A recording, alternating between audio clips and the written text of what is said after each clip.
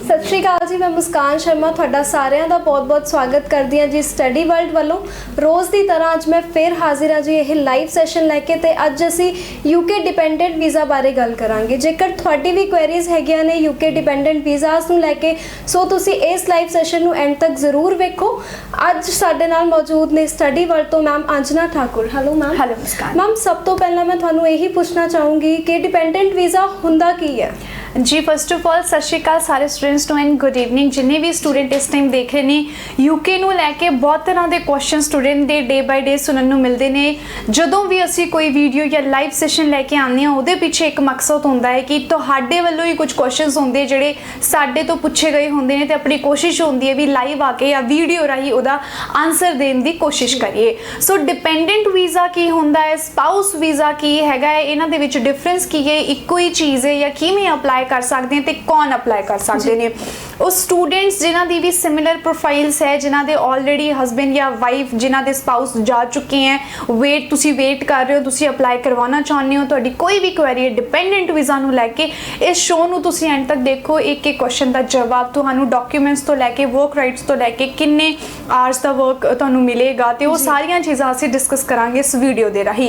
Question है मुस्कान दा कि डिपेंडेंट वीज़ा होंदा की है? सो डिपेंडेंट वीज़ा कह लो या स्पाउस वीज़ा कह लो, सिमिलर है, इक्को ही चीज़ है। फर्क सिर्फ इन्ना होंदा स्टूडेंट कि जदों स्पाउस तुसी अपना नाल लैके जाने हो, तुसी इकट्ठे फाइल लवाने हो, उदों आपां स्पाउस वीज़ा कह दिंने आ कि तुहाडी दोनां दी इकट्ठियां दी फाइल लगी है एम्बेसी ते तुसी इकट्ठियां दा वीज़ा लैके इकट्ठे ट्रैवल कर चुके हो। डिपेंडेंट वीज़ा होंदा स्टूडेंट कि तुहाडा मेन एप्लीकेंट हस्बैंड या वाइफ उन्हां ने पहला अप्लाई किया, अपना वीज़ा ले लिया ते वीज़ा लैन तो बाद वो ट्रैवल कर चुके ने। आफ्टर सम मंथ्स तुसी अप्लाई करवाना चाहते हो, ठीक है जी। सो डिपेंडेंट वीज़ा का मतलब होंदा है कि तुहाडा जिहड़ा हस्बैंड या वाइफ जो भी तुहाडा स्पाउस है वो जा चुका है तो तुसी उहदे बिहाफ ते अपनी फाइल असेस करवा के अप्लाई करवा के एम्बेसी लवाना चाहते हो सो दैट तुसी उन्होंने जाके उत्थे कंपनी दे सको। डिपेंडेंट वीज़ा लिए इंपॉर्टेंटली होंदा कि है स्टूडेंट जिहड़ा मैं सजेस्ट करदी हाँ कि पहला तो तुसी इकट्ठे लवा लिया करो, भी स्पाउस केस लवा लो। जे कोई भी रीज़न करके तुसी इकट्ठे फाइल नहीं लवा रहे हो, डिपेंडेंट लवाना चाहते हो, उहदे लिए इंपॉर्टेंट होंदा है कि किद्दां तुसी अपनी डॉक्यूमेंटेशन कर सकते हो, फंडिंग किन्नी की होनी चाहिए है, तुसी आप भी स्टूडेंट हो या फिर जिहड़े तुहाडे या तुसी जॉब करते हो, इन्हां सारियां चीज़ां दा जिहड़ा है वो तुहाडी प्रोफाइल ते किते ना किते फर्क पैंदा उस चीज़ दा। एक मैं इंपॉर्टेंट गल इहदे विच होर ऐड ऑन करूँगी कि कदे भी तुसी ये गलती नहीं करनी कि तुहाडा स्पाउस जिहड़ा मेन एप्लीकेंट है उहदा वीज़ा तो आ चुकिया है बट वो बच्चे ने हाले ट्रैवल नहीं किया ते उहदे ट्रैवल करन तो पहला ही तुसी अपनी फाइल लवा रहे हो तो तुसी जिहड़ा अपना एप्लीकेंट है तुहाडा मेन उहदी फाइल नूं भी किते ना किते तुसी डेंजर च पा दिंदे हो क्योंकि तुसी अपनी गल नूं कॉन्ट्राडिक्ट कर रहे हो। क्योंकि जदों तुहाडा मेन एप्लीकेंट तो पूछा जाता है सवाल कि तुसी किसी नूं अपने नाल लैके जा रहे हो सो उत्थे वो नो कर दिंदा है। वो चीज़ां की होंदी कि तुसी अपनी गल तो मुकर रहे हो तो एक तरह का झूठ हो जाता है तो तुहाडा जिहड़ा मेन एप्लीकेंट का वीज़ा होंदा है वो भी डिक्लाइन हो सकता है इस चीज़ से। सो तुसी इन्हां छोटियां छोटियां चीज़ों का ध्यान रखना है कि या तो तुसी इकट्ठे दोनों की फाइल लवा लो, इकट्ठे चले जाओ, या तुसी सिंगल लवाया है तो पहला अपने मेन एप्लीकेंट नूं स्पाउस नूं उन्हां नूं जा लैन दो, उस तो बाद उन्हां दे जान तो बाद 3 to 4 मंथ्स तुसी अपना वेट करके फिर अपनी फाइल लवा सकते हो। जी मैम, हुण मैं तुहानूं यही पूछना चाहूँगी कि इदां दे किहड़े-किहड़े एप्लीकेंट्स ने जो डिपेंडेंट वीज़ा अप्लाई कर सकते हैं? बिल्कुल देखो डिपेंडेंट वीज़ा तो तुहानूं ये समझ तो आ चुकी है कि भी सिर्फ जिहड़े मैरिड कपल्स होंदे ने या तुहाडी एंगेजमेंट हो चुकी है, कुछ बच्चे एंगेजमेंट करन तो बाद भी अप्लाई कर दिंदे आ, वीज़ाज आ भी जाते हैं। बट ज़्यादातर मैं स्टूडेंट में सजेस्ट करदी हाँ कि जे तुसी विआहे होए हो, जेन्युइन मैरिज तुहाडी और तुहाडे कोल प्रूफ होना चाहिए। प्रूफ के तौर पर आपां देख सकते हो तुहाडा मैरिज सर्टिफिकेट सब तो वड्डी गल, या फिर जिहड़ी यूके दी एम्बेसी है ये कुछ होर भी प्रूफ मंगदी है तुहाडे कोलों, लाइक तुहाडे फोटोग्राफ्स हो गए मैरिजेस दे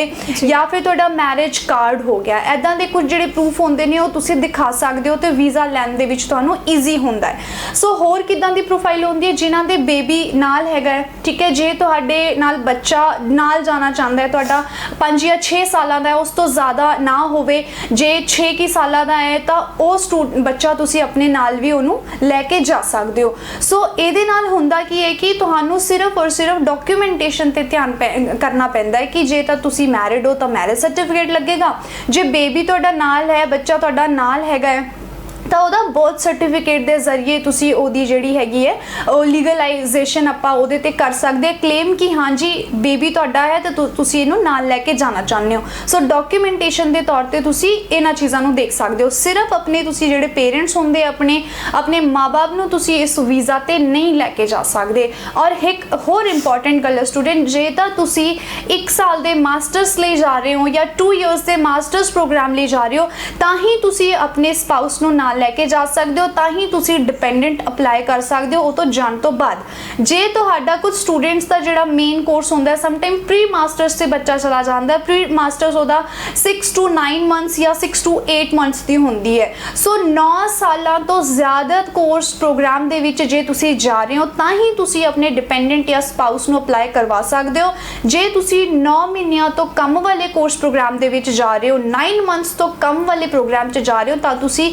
ਸਪਾਊਸ ਜਾਂ ਡਿਪੈਂਡੈਂਟ ਅਪਲਾਈ ਨਹੀਂ ਕਰ ਸਕਦੇ, ਤਾਂ ਤੁਸੀਂ ਉਸ ਚੀਜ਼ ਲਈ ਐਲੀਜੀਬਲ ਨਹੀਂ ਹੁੰਦੇ ਹੋ। ਜੀ ਮੈਮ, ਹੁਣ ਡਾਕੂਮੈਂਟਸ ਨੂੰ ਲੈ ਕੇ ਜੇ ਆਪਾਂ ਗੱਲ ਕਰੀਏ ਤੇ ਕਿਹੜੇ-ਕਿਹੜੇ ਡਾਕੂਮੈਂਟਸ ਰਿਕੁਆਇਰਡ ਹੁੰਦੇ ਨੇ ਡਿਪੈਂਡ ਵੀਜ਼ਾ ਅਪਲਾਈ ਕਰਨ ਲਈ ਅਤੇ ਕਿੰਨੇ ਕੁ ਟਾਈਮ ਤੱਕ ਡਿਪੈਂਡ ਵੀਜ਼ਾ ਅਪਲਾਈ ਕਰ ਸਕਦੇ ਹਾਂ? ਜੀ ਬਿਲਕੁਲ, ਡਾਕੂਮੈਂਟਸ ਦੀ ਗੱਲ ਜੇ ਆਪਾਂ ਕਰਦੇ ਹਾਂ ਕਿਉਂਕਿ ਸਟੂਡੈਂਟ ਦੇ ਮਨ ਦੇ ਵਿੱਚ ਇਹ ਵੀ ਸਵਾਲ ਹੁੰਦਾ ਹੈ ਕਿ ਮੈਮ ਮੇਨ ਐਪਲੀਕੈਂਟ ਵਾਂਗ ਕਿ ਸਾਨੂੰ ਵੀ ਆਇਲਸ ਦੇਣੀ ਪੈਂਦੀ ਹੈ, ਕਰਨੀ ਪੈਂਦੀ ਹੈ ਜਾਂ ਪੀਟੀ ਕੋਈ ਵੀ ਇੰਗਲਿਸ਼ ਲੈਂਗੁਏਜ ਜਿਹੜੇ ਟੈਸਟ ਹੁੰਦੇ ਨੇ ਵੀ ਇਹ ਕਰਨੇ ਪੈਂਦੇ ਸਾਨੂੰ। ਸੋ ਇਹਦਾ ਆਨਸਰ ਹੈ ਨੋ, ਤੁਹਾਨੂੰ ਨਹੀਂ ਹੁੰਦਾ ਇਸ ਚੀਜ਼ ਤੇ ਕੋਈ ਵੀ ਕੰਪਲਸ਼ਨ, ਕੋਈ ਵੀ ਤੁਸੀਂ ਇਹ ਮੈਂਡੇਟਰੀ ਨਹੀਂ ਹੈਗਾ ਕਿ ਵੀ ਤੁਹਾਨੂੰ ਕੋਈ ਆਇਲਸ ਜਾਂ ਪੀਟੀ ਦਾ ਜਾਂ UKVI ਜਾਂ ਕੋਈ ਵੀ ਇੰਟਰਵਿਊ ਕੰਡਕਟ ਕਰਨਾ ਪਏਗਾ, ਇਦਾਂ ਦਾ ਕੁਝ ਵੀ ਨਹੀਂ ਹੈਗਾ, ਪਹਿਲੀ ਗੱਲ। ਦੂਜੀ ਗੱਲ, ਜਿੱਦਾਂ ਡਾਕੂਮੈਂਟਸ ਦੀ ਆਲਰੇਡੀ ਮੈਂ ਗੱਲ ਕਰ ਚੁੱਕੀ ਹਾਂ, ਤੁਹਾਡੇ ਕੋਲ ਕੋਈ ਪ੍ਰੂਫ ਹੋਣਾ ਚਾਹੀਦਾ, ਜੈਨੂਇਨ ਪ੍ਰੂਫ ਜਿਹਦੇ ਤੌਰ ਤੇ ਤੁਹਾਡੇ ਨਾਲ ਉਹਨਾਂ ਦਾ ਰਿਲੇਸ਼ਨ ਜਸਟੀਫਾਈ ਹੋ ਸਕੇ ਕਿ ਜਿਹੜਾ ਤੁਹਾਡਾ ਬਾਹਰ ਮੇਨ ਐਪਲੀਕੈਂਟ ਹੈ ਉਹ ਤੁਹਾਡੇ ਵਾਈਫ ਜਾਂ ਹਸਬੈਂਡ ਹੀ ਹੈ। ਸੋ ਜੇ ਤੁਸੀਂ ਆਪਣੇ ਨਾਲ ਬੱਚੇ ਨੂੰ ਵੀ ਨਾਲ ਲੈ ਕੇ ਜਾਣਾ ਚਾਹੁੰਦੇ ਹੋ ਤਾਂ ਉਹਦਾ ਬਰਥ ਸਰਟੀਫਿਕੇਟ ਜਿਹੜਾ ਮੈਂ ਆਲਰੇਡੀ ਕਹਿ ਚੁੱਕੀ ਹਾਂ,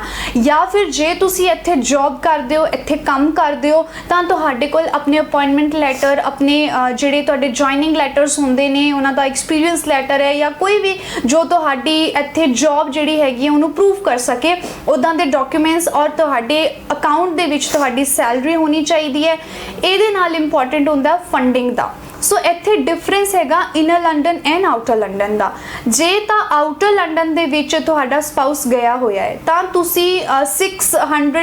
ਪਾਉਂਡ ਦੇ ਨੇੜੇ ਤੇੜੇ ਆਪਣਾ ਜਿਹੜਾ ਫੰਡਿੰਗ ਦਿਖਾ ਸਕਦੇ ਹੋ। ਜੇ ਤੁਹਾਡਾ ਹੈਗਾ ਇਨਰ ਲੰਡਨ ਦੇ ਵਿੱਚ ਸਪਾਊਸ, ਜਿਹੜੀ ਉਹਦੀ ਕੁਆਲੀਫਿਕੇਸ਼ਨ ਹੈ, ਕੋਰਸ ਹੈ, ਉਹ ਇਨਰ ਲੰਡਨ ਦੇ ਵਿੱਚ ਕਿਸੇ ਯੂਨੀਵਰਸਿਟੀ ਦੇ ਵਿੱਚ ਕਰ ਰਿਹਾ ਹੈ, ਉਸ ਸਿਨਾਰੀਓ ਦੇ ਵਿੱਚ ਤੁਹਾਨੂੰ ਨੀਅਰ ਅਬਾਊਟ 840 ਪਾਉਂਡਸ ਆਪਣੇ ਦਿਖਾ ਕੇ ਆਪਣੇ ਫੰਡਿੰਗ ਦੇ ਵਿੱਚ ਦਿਖਾਣੇ ਚਾਹੀਦੇ ਹੈ ਕਿ ਜੇ ਤੁਸੀਂ ਕੰਮ ਨਹੀਂ ਕਰਦੇ, ਬੇਸਿਕਲੀ ਤੁਸੀਂ ਵੀ ਸਟੂਡੈਂਟ ਹੋ ਜਾਂ ਹਲੇ ਕੰਮ ਨਹੀਂ ਕਰਦੇ ਹੋ, ਬਟ ਜੇ ਤੁਸੀਂ ਵਰਕਿੰਗ ਹੋ, ਤੁਸੀਂ ਕੰਮ ਕਰ ਰਹੇ ਹੋ, ਤੁਹਾਡੇ ਕੋਲ ਜੌਬ ਹੈਗੀ ਹੈ ਤਾਂ ਤੁਹਾਡਾ ਨੀਅਰ ਅਬਾਊਟ 1200 ਪਾਉਂਡ ਦੇ ਵਿੱਚ ਫੰਡਿੰਗ ਤੁਹਾਨੂੰ ਦਿਖਾਣੀ ਚਾਹੀਦੀ ਹੈ। ਸੋ ਇਹ ਚੀਜ਼ਾਂ ਇੰਪੋਰਟੈਂਟ ਹੁੰਦੀਆਂ ਸਟੂਡੈਂਟ ਜਦੋਂ ਤੁਸੀਂ ਆਪਣਾ ਡਿਪੈਂਡੈਂਟ ਵੀਜ਼ਾ ਲਗਾ ਰਹੇ ਹੋ ਕਿ ਫੰਡਿੰਗ ਆਪਣੀ ਸਟਰੋਂਗ ਦਿਖਾਓ, ਜਿੰਨੀ ਦੀ ਲੋੜ ਹੈਗੀ ਥੋੜਾ ਜਿਹਾ ਤੋਂ ਵੱਧ ਦਿਖਾਓ, ਕਿਉਂਕਿ ਕਾਸਟ ਆਫ ਲਿਵਿੰਗ ਦੀ ਗੱਲ ਹੁੰਦੀ ਹੈ inner London and outer London ਦੇ ਵਿੱਚ ਡਿਫਰੈਂਸ ਇਸੇ ਕਰਕੇ ਹੀ ਹੁੰਦਾ ਹੈ। ਕਿਉਂਕਿ ਜੇ ਆਪਾਂ ਕਾਸਟ ਆਫ ਲਿਵਿੰਗ ਦੀ ਗੱਲ ਕਰੀਏ, ਇਨਰ ਲੰਡਨ ਦਾ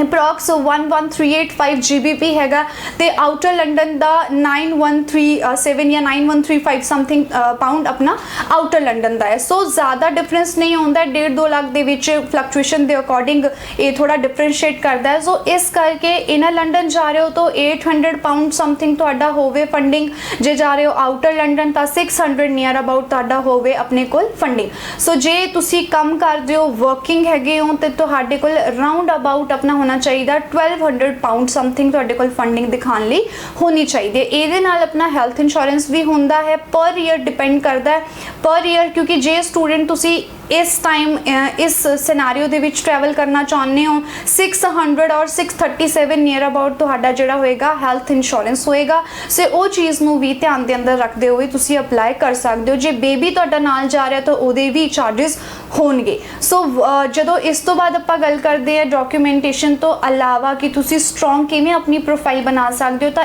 SOP ਤੁਸੀਂ ਜ਼ਰੂਰ ਆਪਣੀ ਮੈਂਸ਼ਨ ਕਰੋ ਵੀ SOP ਦੇ ਥਰੂ ਤੁਸੀਂ ਦੱਸ ਸਕਦੇ ਹੋ ਕਿ ਤੁਹਾਡਾ ਰਿਲੇਸ਼ਨ ਕਿੰਨੇ ਟਾਈਮ ਦਾ ਸੀਗਾ ਤੇ ਉੱਥੇ ਜਾ ਕੇ ਤੁਸੀਂ ਉਹਨਾਂ ਨੂੰ ਕਿਵੇਂ ਕੰਪਨੀ ਦੇਣਾ ਚਾਹੁੰਦੇ ਹੋ, ਉੱਥੇ ਜਾ ਕੇ ਤੁਹਾਡੇ ਕੀ ਪਲਾਨਸ ਹੈ। ਸੋ ਇਹ ਸਾਰੀਆਂ ਚੀਜ਼ਾਂ ਡਾਕੂਮੈਂਟੇਸ਼ਨ ਦੇ ਵਿੱਚ ਬਹੁਤ ਜ਼ਿਆਦਾ ਇੰਪੋਰਟੈਂਟ ਹੁੰਦੀਆਂ ਨੇ। ਜੀ ਮੈਮ, ਹੁਣ ਗੱਲ ਕਰਦੇ ਆ ਜਿਵੇਂ ਜਿਹੜੇ ਐਪਲੀਕੈਂਟਸ ਡਿਪੈਂਡ ਵੀਜ਼ਾ ਤੇ ਗਏ ਹੋਏ ਨੇ ਉਹਨਾਂ ਨੂੰ ਕੀ ਰਾਈਟਸ ਵਰਕ ਰਾਈਟਸ ਹੁੰਦੇ ਨੇ ਅਤੇ ਉਹ ਕਿੰਨੇ ਟਾਈਮ ਲਈ ਕੰਮ ਕਰ ਸਕਦਾ ਹੈ, ਕਿੰਨੇ ਆਵਰਸ ਲਈ ਉੱਥੇ ਕੰਮ ਕਰ ਸਕਦਾ ਜੀ ਇਹ ਬਹੁਤ ਇੰਪੋਰਟੈਂਟ ਕੁਐਸਚਨ ਹੈ ਕਿਉਂਕਿ ਸਟੂਡੈਂਟ ਦੇ ਮਨ ਦੇ ਵਿੱਚ ਖਾਸ ਕਰ ਸਵਾਲ ਇਹੀ ਹੁੰਦਾ ਕਿ ਮੇਨ ਐਪਲੀਕੈਂਟ ਤਾਂ ਸਟੱਡੀਜ਼ ਲਈ ਜਾ ਰਿਹਾ, ਉਹ ਆਪਣਾ ਸਟੱਡੀ ਕਰੇਗਾ, ਪੜ੍ਹੇਗਾ ਤਾਂ ਬਿਜ਼ੀ ਰਹਿੰਦਾ ਹੈ, ਬਟ ਜਿਹੜਾ ਉਹਦੇ ਨਾਲ ਉਹਦਾ ਸਪਾਊਸ ਜਾ ਰਿਹਾ ਉਹਨੂੰ ਟਾਈਮ ਕਿੰਨਾ ਮਿਲਦਾ ਕੰਮ ਕਰਨ ਲਈ ਤੇ ਕਿਹੜੇ ਕੰਮ ਕਰ ਸਕਦਾ। ਇਹਦਾ ਜਵਾਬ ਹੈ ਕਿ ਵੈਸੇ ਤਾਂ ਤੁਹਾਨੂੰ ਫੁੱਲ ਟਾਈਮ ਵਰਕ ਰਾਈਟਸ ਹੁੰਦੇ ਨੇ, ਤੁਸੀਂ ਸਾਰਾ ਟਾਈਮ ਕੰਮ ਕਰ ਸਕਦੇ ਹੋ। ਦੂਜਾ ਆਨਸਰ ਇਹਦਾ ਹੈਗਾ ਕਿ ਵੀ ਕਿਹੜੀ ਜੌਬਸ ਤੁਸੀਂ ਕਰ ਸਕਦੇ ਹੋ। ਤੁਸੀਂ ਹਰ ਤਰ੍ਹਾਂ ਦੀ ਜੌਬ ਉੱਥੇ ਕਰ ਸਕਦੇ ਹੋ ਐਕਸੈਪਟ ਤੁਸੀਂ ਸਿਰਫ ਡਾਕਟਰ ਰਿਲੇਟਡ ਜਿਹੜੇ ਡਾਕਟਰੇਟ ਹੁੰਦੇ ਆ ਜਾਂ ਡਾਕਟਰਸ ਹੁੰਦੇ ਆ, ਹੈਲਥ ਰਿਲੇਟਡ ਹੋ ਗਿਆ, ਡੈਂਟਿਸਟ ਹੋ ਗਿਆ ਜਾਂ ਸਪੋਰਟਸ ਵਾਲਾ ਜੋ ਵੀ ਏਰੀਆ ਹੁੰਦਾ ਉਹਦੇ ਵਿੱਚ ਐਜ਼ ਅ ਤੁਸੀਂ ਕੋਚ ਲਾ ਲਓ ਜਾਂ ਕੁਝ ਵੀ, ਉਹ ਸਾਰੀਆਂ ਚੀਜ਼ਾਂ ਤੁਸੀਂ ਨਹੀਂ ਕਰ ਸਕਦੇ। ਸਿਰਫ ਇਸ ਡਿਪਾਰਟਮੈਂਟ ਦੇ ਵਿੱਚ ਜਿਵੇਂ ਡਾਕਟਰ ਹੋ ਗਏ, ਡੈਂਟਿਸਟ ਹੋ ਗਏ ਜਾਂ ਸਪੋਰਟਸ ਕੋਚਿੰਗ ਹੋ ਗਈ ਹੈ, ਇਹ ਸਾਰੇ ਡਿਪਾਰਟਮੈਂਟ ਦੇ ਵਿੱਚ ਤੁਸੀਂ ਅਲਾਉਡ ਨਹੀਂ ਹੁੰਦੇ ਜੌਬ ਕਰਨ ਲਈ। ਇਸ ਤੋਂ ਇਲਾਵਾ ਤੁਸੀਂ ਕਿਸੇ ਵੀ ਡਿਪਾਰਟਮੈਂਟ ਦੇ ਵਿੱਚ ਜੌਬ ਉੱਥੇ ਕਰ ਸਕਦੇ ਹੋ। ਜੀ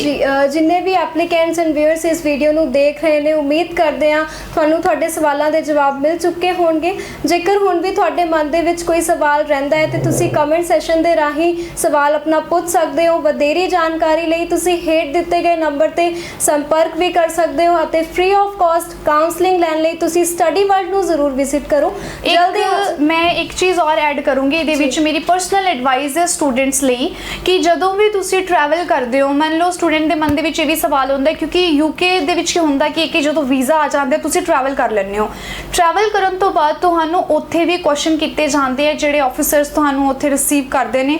ਉਹਨਾਂ ਦੇ ਕੁਐਸਚਨਸ ਮੋਸਟ ਲਾਈਕਲੀ ਬੇਸਿਕ ਹੀ ਹੁੰਦੇ ਆ, ਤੁਹਾਡੀ ਪ੍ਰੋਫਾਈਲ ਨੂੰ ਲੈ ਕੇ ਹੁੰਦੇ ਕਿ ਤੁਸੀਂ ਇੱਥੇ ਕਿਹਨੂੰ ਕੰਪਨੀ ਕਰਨ ਨੂੰ ਆਏ ਹੋ, ਤਾਂ ਤੁਹਾਡੇ ਜਿਹੜੇ ਮੇਨ ਡਾਕੂਮੈਂਟ ਹੈ, ਜਿਹੜੇ ਮੈਂ ਕਹਿ ਰਹੀ ਕਿ ਜਿਹੜੇ ਲੀਗਲਾਈਜ਼ ਕਰਦੇ ਨੇ ਤੁਹਾਡੀ ਮੈਰਿਜ ਨੂੰ, ਉਹ ਡਾਕੂਮੈਂਟ ਤੁਸੀਂ ਆਪਣੇ ਨਾਲ ਕੈਰੀ ਕਰਕੇ ਲੈ ਕੇ ਜਾ ਸਕਦੇ ਹੋ ਕਿਉਂਕਿ 에ਅਰਪੋਰਟ ਤੇ ਤੁਹਾਡੀ ਚੈਕਿੰਗ ਹੁੰਦੀ ਹੈ, ਤੁਹਾਡੇ ਕੋਲੋਂ ਕੁਐਸਚਨਿੰਗ ਹੁੰਦੀ ਹੈ। ਸੋ ਤੁਸੀਂ ਬਹੁਤ ਜ਼ਿਆਦਾ ਕੌਨਫੀਡੈਂਟ ਹੋਣੇ ਚਾਹੀਦੇ ਆ ਕਿ ਤੁਹਾਡੀ ਜਿਹੜੀਆਂ ਗੱਲਾਂ ਹੋਣ ਆਪਸ 'ਚ ਮਿਲਦੀਆਂ ਹੋਣ ਕਿ ਵੀ ਤੁਸੀਂ ਕਦੋਂ ਮਿਲੇ ਸੀਗੇ, ਕਦੋਂ ਵਿਆਹ ਹੋਇਆ ਸੀਗਾ, ਕੁਝ ਪਰਸਨਲ ਹੋ ਗਿਆ ਜਾਂ ਕੁਝ ਬੇਸਿਕ ਕੁਐਸਚਨਸ ਹੋ ਗਏ। ਸੋ ਇੱਦਾਂ ਦੇ ਕੁਐਸਚਨਸ ਹੁੰਦੇ ਆ, ਉਹਦੇ ਲਈ ਤੁਸੀਂ ਆਪਣੇ ਆਪ ਨੂੰ ਪ੍ਰਿਪੇਅਰ ਕਰ ਸਕਦੇ ਹੋ। ਇਹਦੇ ਨਾਲ ਤੁਸੀਂ ਹੋਰ ਇਹ ਵੀ ਦੇਖ ਸਕਦੇ ਹੋ ਕਿ ਜਦੋਂ ਫੁੱਲ ਟਾਈਮ ਵਰਕ